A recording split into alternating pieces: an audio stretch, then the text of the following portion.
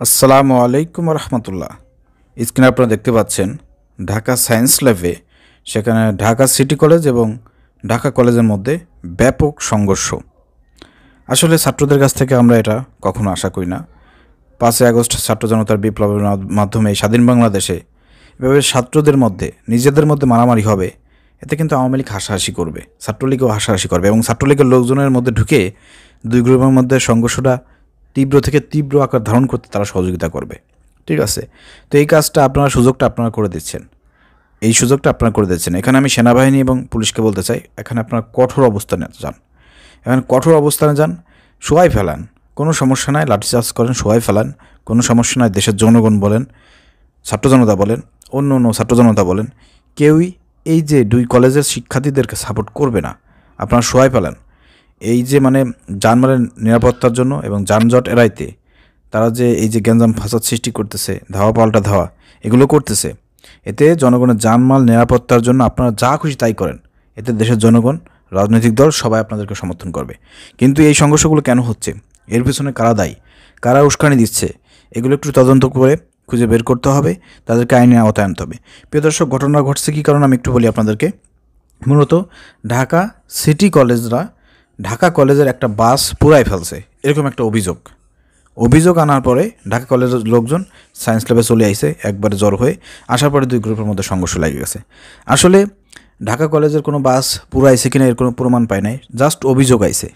ওই যে বলছে যে এই চল বন্ধুরা, এই আমাদের কলেজের বাস পুরাই ফেলছে সিটি কলেজের লোকজন, এই বলার সঙ্গে সঙ্গে শোনেন, তা আর তো দেখা দেখি নাই, ছাত্ররা ইমোশনাল আবেগে ধরেন যে সব একজোট হয়ে চলে আইছে মারামারি করতে।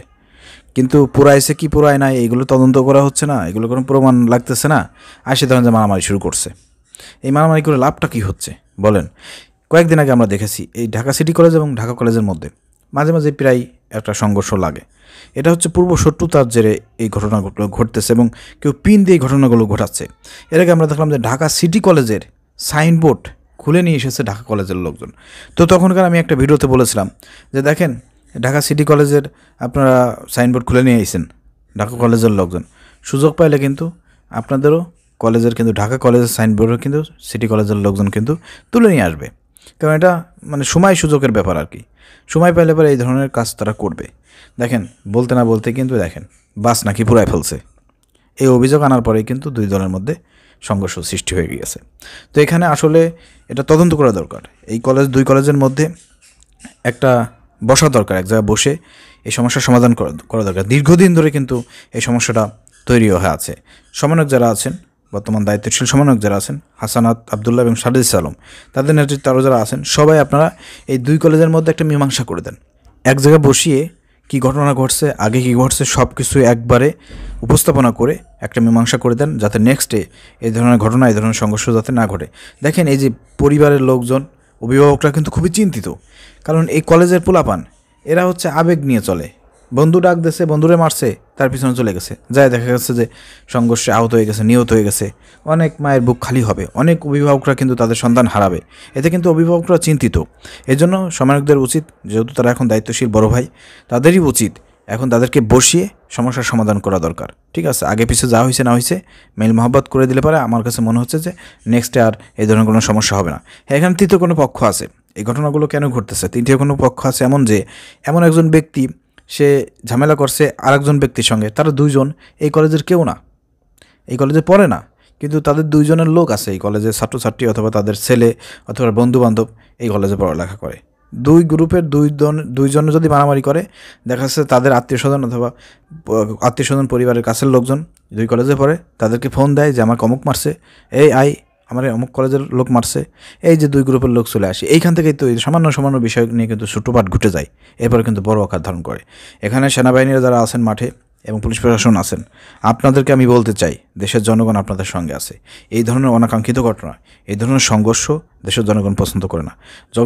জনগণের জানমাল নিরাপত্তার সাথে আপনারা এখানে কঠোর অবস্থান গ্রহণ করুন, টিয়ারসেল মারেন, এরপরে আপনারা লাঠিচার্জ করেন, যা খুশি করেন, কোনো সমস্যা নাই।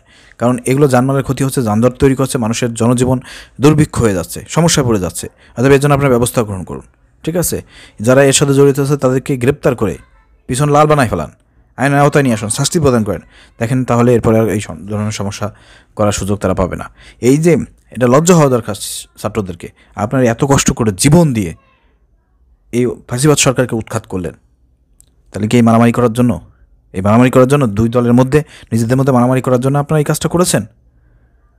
আপনারা এই কাজটা কেন করতেছেন? আপনাদেরকে কারা ইন্ধন দিচ্ছে?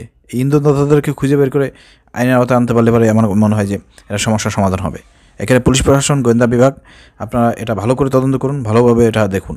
নাহলে কিন্তু এটা ছাত্রদের মধ্যে এই ধরনের গ্যাঞ্জাম ফাসাদ এগুলো কিন্তু লাগতেই থাকবে, একটার পর একটা প্রতিশোধ পরায়ণ হয়ে যাবে একে অন্যের। ফ্যাসিবাদ কিন্তু এখান থেকেই প্রতিষ্ঠিত হবে, ফ্যাসিবাদ কিন্তু সুযোগ পেয়ে যাবে।